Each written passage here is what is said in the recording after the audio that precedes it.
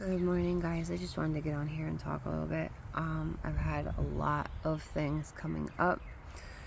I There's been a huge shift that is happening currently.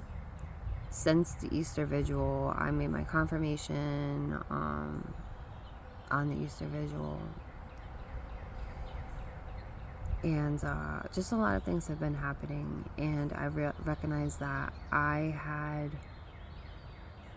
mentally blocked out all the abuse that I've dealt with within my childhood and my relationships up until this point. And now it's all coming flooding to the surface. Everything that I've ever dealt with. And I have to I have to recognize it. And so it's been an emotional roller coaster. And with my mom, the abuse was verbal abuse, sometimes physical abuse, but it was always verbalized. It was never a shutdown kind of abuse. She never really shut down on me. She just expressed when she was angry, no problem. So I would know. So I recognized that was a big trigger, and she would always used to say to me, do you want me to go? I'm going. I'm leaving for New York. And that used to be emotional abuse for me, because I would start crying, like thinking that she's actually going to leave. She never did. Then with my son's father, when I was really young, it was physical and verbal abuse. He'd punch a lot of holes in the wall, and I realized that I was not innocent in those moments either, because I probably contributed to it, the verbal abuse, and saying things to him. So we were just like fire. We were just like fight all the time. He put his hands on me a few times, not like punching me, but he grabbed me a few times. I remember calling the cops.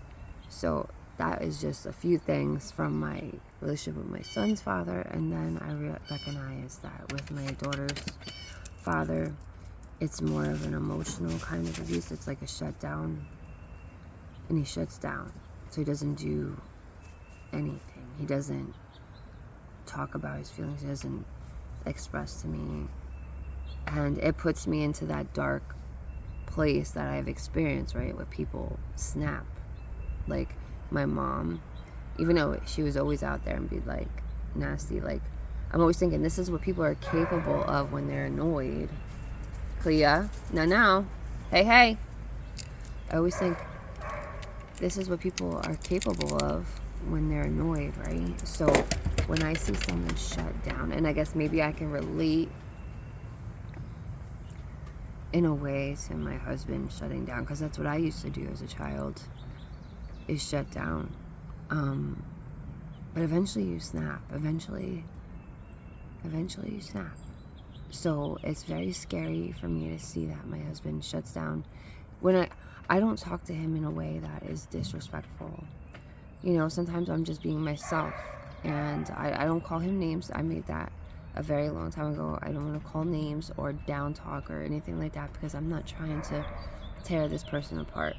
So I don't do any name calling, and I realize if we get to that point, then it's definitely not healthy.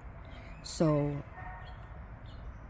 because that's what I did with my son's father, and it was just not, it was so low. It was such a low point.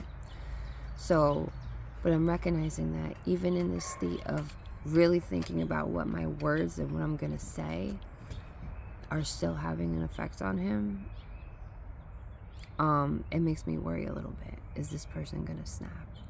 And so I don't feel safe. And then it all came up to me that, like, I've dealt with this before, this feeling of not feeling safe. And I realized I've never really felt safe within my childhood, never really felt safe within my son and my son's father's relationship.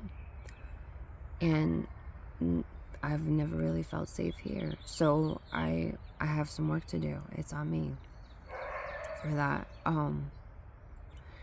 So it's just it was been a huge recognition, like just a realization, a whole breakthrough that I have a lot of work to do. And